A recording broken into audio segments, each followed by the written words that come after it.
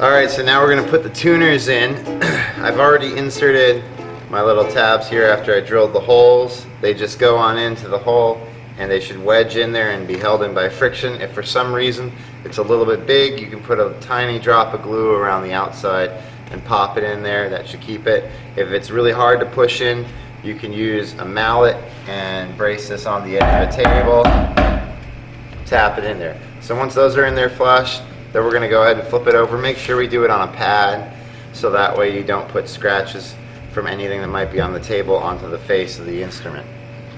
What we're going to do now is we're going to put the tuners on. You'll notice that the tuners are not all the same. They are symmetrical to each other.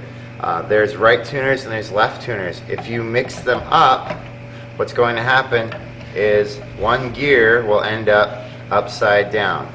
It's important to note that the gear always goes towards the bottom of the instrument. It does not get turned around like this. This will cause it to tune backwards, and it will also cause the tuner to eventually malfunction. So I got to make sure that I collect the correct tuners outside of the box. There will be a big box of tuners on your table, or if you're bringing your own tuners, make sure that you put them on the correct places.